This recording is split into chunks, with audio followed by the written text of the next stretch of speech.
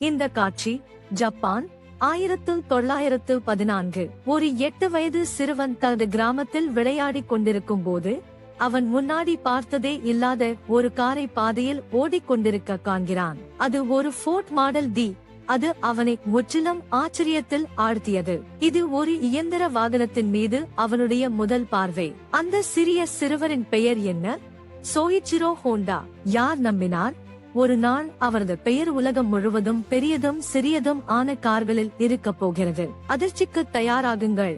இன்றைய wonder Fox அத்தியாயத்தில் நாங்கள் ஹோண்டா பற்றிய வியக்கத்தக்க கதையை ஆராயவிருக்கிறோம். இது ஒரு ஆச்சரியமூட்டும் வரலாற்றை கொண்ட நிறுவனம். சோயிச்சிரோ ஹோண்டா 1906 ஜப்பானின் புகழ் பெற்ற மவுண்ட் ஃபூஜி அருகே பிறந்தார். அவரது தந்தை ஒரு உழைப்பாளி தட்டுப் பணியாளர். குடும்ப செலவுக்காக சைக்கிள்களையும் சரி செய்தார். வாழ்க்கை எளிதாக இல்லை. ஹோண்டாவின் 5 சகோதரர்கள் பல்வேறு நோய்களால் ஏற்கனவே இறந்துவிட்டனர். அதனால் அவனுடைய பெற்றோர் அவரை மட்டுமே நம்பிக்கை வைத்து வளர்த்தனர். ஆனால் சிக்கல் என்னவென்றால் ஹோண்டாவிற்கு பள்ளியில் ஆர்வமில்லை. அதற்கு பதிலாக அவன் தனது அப்பாவுடன் சேர்ந்து சைக்கிள்களை பழுது பார்க்கும் வேலையில் அதிக ஆர்வம் காட்டினான். அங்கிருந்துதான் அனைத்தும் தொடங்கியது. ஹோண்டா வயது 16 இருக்கும் போது அவனை மாற்றியமைத்த ஒரு செய்தித்தாள் விளம்பரத்தை பார்த்தார். டோக்கியோவில் ஆர்ட் ஷோகாய் என்ற இடம் ஒரு தொழில்நுட்ப நிபுணரை தேடிக் கொண்டிருந்தது. நம்பிக்கையுடன் அவர் அவர்களுக்கு ஒரு கடிதம் எழுதியார். அதிகமாக அவர் பக்கமாக இருந்தார். அவனது ஆச்சரியத்திற்கு அவர்கள் ஒப்புக்கொண்டனர். அவனது உற்சாகத்தோடு ஹோண்டா ஒரு புதிய வாழ்க்கைக்காக வீடும் பள்ளியையும் விட்டுவிட்டார். ஆனால் டோக்கியோ அவர் எதிர்பார்த்ததல்ல. கார்கள் மீது வேலை செய்வதற்கு பதிலாக அவர் நிலங்களை துப்பறுக்கும் மற்றும் ஊழியர்களுக்காக சமையல் செய்வதில் சிக்கினார். ஒரு பக்கம் ஹோண்டா தனது வீடும் பெற்றோர்களையும் விட்டுவிட்டார். மற்றொரு பக்கத்தில் அவர் தனது கனவுடன் எந்த தொடர்பும் இல்லாத வேலைகளில் சிக்கினார். அவர் தனது கிராமத்திற்கு திரும்பி பெற்றோரை சந்திக்க மிகவும் வெட்கப்பட்டார். ஆகவே அவர் பல மாதங்கள் அதே வேலையை செய்தார். ஆனால் பிறகு விஷயங்கள் மாறின. ஆர்ட் ஷோகையின் உரிமையாளர் இறுதியில் அவருக்கு வேலை பாடத்தில் ஒரு வாய்ப்பு அளித்தார். முதல் நாளிலிருந்தே அவர் அதில் ஈர்க்கப்பட்டார். அவர் அதை உண்மையிலேயே விரும்பினார். அவர் எதையும் விரைவில் கற்றுக்கொள்ள முடிந்தார். சில மாதங்களுக்குள் அவர் பலவகை வாகனங்களும் அவற்றின் கூறுகளும் குறித்து கற்றுக்கொண்டார். அந்த நேரத்தில் ஆர்ட் ஷோகாய் 2 பந்தய கார்கள் உருவாக்கினார். ஆர்ட் டைம்லர் மற்றும் கர்டிஸ் இரண்டும் பழைய என்ஜின்களால் இயக்கப்பட்டது. ஆனால் இது ஒரு அதிசயமானது. அவற்றில் ஒன்று 1924 ஜப்பானிய மோட்டார் கார் சாம்பியன்ஷிப்பில் முதலிடம் பெற்றது. இதுவரை ஹோண்டா பின்னணியில் வேலை செய்யும் மெக்கானிக்காக இருந்தார். ஆனால் இந்த பந்தயத்தில் அவர் ஓட்டுநரின் அருகில் இருக்கிறார். ஒரு பொறியாளர். ஆகஸ்ட் அந்த தருணமே அனைத்தையும் மாற்றியது. அதற்கு பிறகு மோட்டார் விளையாட்டுகள் அவரின் வாழ்க்கையின் நோக்கமாக ஆனது. அடுத்த சில ஆண்டுகள் ஹோண்டா ஆர்ட் ஷோகாயில் தொடர்ந்து பணியாற்றினார்.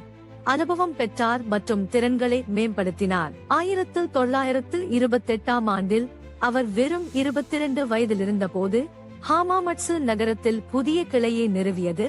அதில் ஹோண்டாவை தலைவராக நியமித்தனர். ஹோண்டா புதிய ஆர்ட் ஷோகாய் கிளையை ஒரு பணியாளருடன் மட்டும் தொடங்கினார்.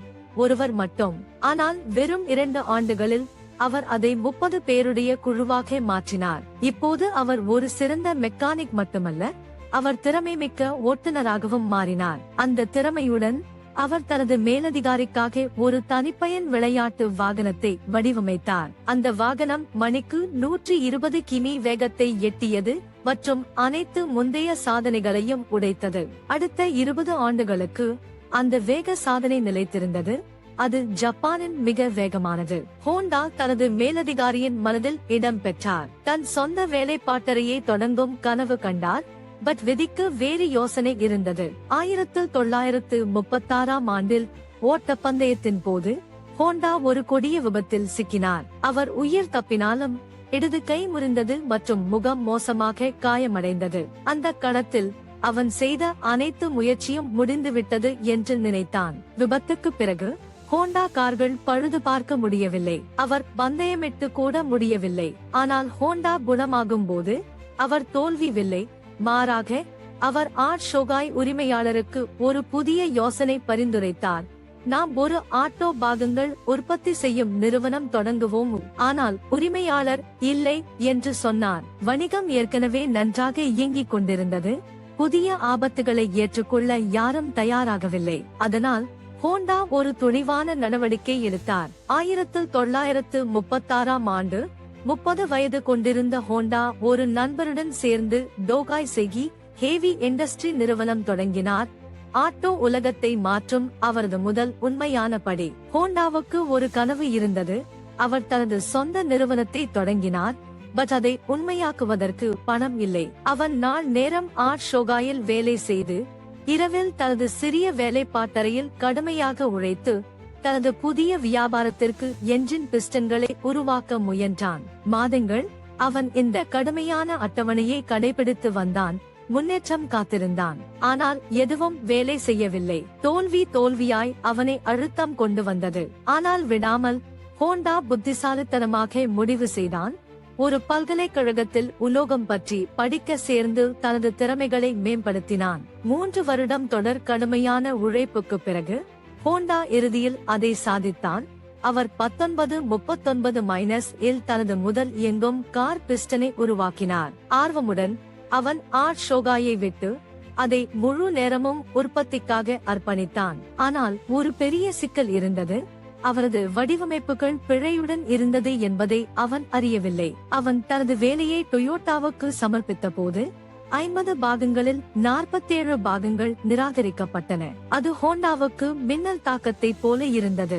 அவனிடம் திரும்புவதற்கான எதுவும் இல்லாதது. கடுமையாக நிராகரிக்கப்பட்ட பிறகு ஹோண்டா மறைந்தவில்லை. அவர் ஜப்பானை சுற்றி கார் நிறுவனங்களை சந்தித்து அவர்களின் தேவைகளை ஆய்வு செய்தார். ஆண்டுகளுக்கு பிறகு அவர் இறுதியில் பிஸ்டன் வடிவமைப்பிற்கு திரும்பினார்.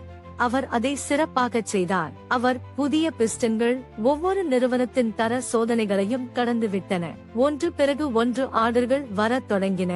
முதல் முறையாக ஹோண்டா தனது கனவின் உண்மையை கண்டான். தேவை பூர்த்தி செய்ய அவர் 2000க்கும் மேலான பணியாளர்களை வேலைக்கு எடுத்தார். அவர் வெற்றி பெற்றவர் போல தெரிந்தது. ஆனால் விதி வேறு திட்டங்களை உருவாக்கியது. 1941 இல் ஜப்பான் 2ஆம் உலகப் போரில் கலந்து கொண்டது மற்றும் அரசு பல தனியார் நிறுவனங்களை கட்டுப்பாட்டில் எடுத்தது. என்ன நினைக்கிறீர்கள்? ஹோண்டாவின் நிறுவனம் அவற்றில் ஒன்றாக இருந்தது. ஹோண்டா தனது சொந்த நிறுவனத்தின் மூத்த மேலாண்மை இயக்குநராக மட்டுமே தாழ்வுறுத்தப்பட்டார். மற்றும் நிலைமை மோசமானது. அவரது பல ஊழியர்கள் இராணுவ சேவைக்கு அழைக்கப்பட்டனர். அடுத்த 3 ஆண்டுகள் கடுமையானவை ஆகின. ஆனால் 1944ஆம் ஆண்டில் ஹோண்டாவின் கடைசி நம்பிக்கையை முற்றிலும் முறியடிக்கும் ஏதாவது நடந்தது. ஒரு விமான தாக்குதலில் ஒரு ராக்கெட் நேரடியாக ஹோண்டா தொழிற்சாலை மீது விழுந்தது. அவருடைய கனவுகள் அழிந்தன. ஜப்பானின் முழுவதும் குழப்பம் விரைவாக பரவி கொண்டிருந்தது. நாடு போர் இழக்கிறது. பிறகு 1945 வந்தது. 2 அணு குண்டுகள் ஜப்பானின் ஆன்மாவை உடைத்தன. அதற்கு பிறகு ஜப்பான் அமெரிக்கர்களுக்கு ஒப்படைந்தது. போர் இறுதியில் முடிந்தது. ஆனால் ஹோண்டாவுக்கு எல்லாம் இழந்துவிட்டதாக தோன்றியது. எல்லாம் உடைந்த பிறகு ஹோண்டா தன் மீதமுள்ள சொத்துக்களை 4,50,000 மட்டுமே வாங்கி டொயோட்டாவுக்கு விற்றார். அப்படியே அவர் மீண்டும் வேலை இழந்தார். ஆனால் இது ஒருவரின் போராட்டமல்ல. ஜப்பான் முழுவதும் நெருக்கடியில் இருந்தது. பொருளாதாரம் முற்றிலும் வீழ்ச்சியடைந்தது. உணவு மற்றும் சுத்தமான நீர் குறைவாக இருந்தது மற்றும் பணவீக்கம் முழு நாடையும் பாதித்தது. பொது போக்குவரத்துக்கான வாயு கூட ஒரு வளமான பொருளாக மாறியது. இந்த அனைத்து குழப்பங்களிலும் ஹோண்டா ஜப்பானின் பேரரசு படையிலிருந்து ஒரு சிறிய என்ஜினை பெற்றார். ஒரு ரேடியோ இயக்க இதற்கு பணச்சிக்கலின் நடுவில் அவனுக்கு ஒரு புத்திசாலித்தனமான யோசனை வந்தது. இந்த சிறிய என்ஜின் சைக்கிளை இயக்குமோ? நேரம் இதற்கு தகுந்த நேரம் இல்லை. மக்கள் மலிவான தீர்வுகளுக்காக ஆவலாக இருந்தனர். அவர்கள் என்ஜின் இயங்கும் சைக்கிளை கண்டே அவர்கள் கவரப்பட்டனர். ஹோண்டா சில பழைய என்ஜின்களை கண்டுபிடித்தார். ஆனால் அவை போதுமானவை இல்லை. மக்கள் இன்னும் வேண்டுமென்று கேட்டார்கள். அப்போது ஹோண்டா முடிவு செய்தார். அவர் தனது சொந்த என்ஜினை வடிவமைக்கும் நேரம் வந்துவிட்டது. வரலாற்றில் முதன் முறையாக ஹோண்டா லோகோ ஒரு இயந்திரத்தில் தோன்றியது. ஆனால் ஒரு பிரச்சனை இருந்தது. ஹோண்டாவிற்கு தனது புதிய பைக்கை பெரும்பாலும் தயாரிக்க போதுமான பணம் இல்லை. அப்படியே அவன் என்ன செய்தான்? ஜப்பான் முழுவதும் 18,000 கடை உரிமையாளர்களுக்கு திறந்த கடிதம் எழுதினான். நீங்கள் என்ன நினைக்கிறீர்கள்?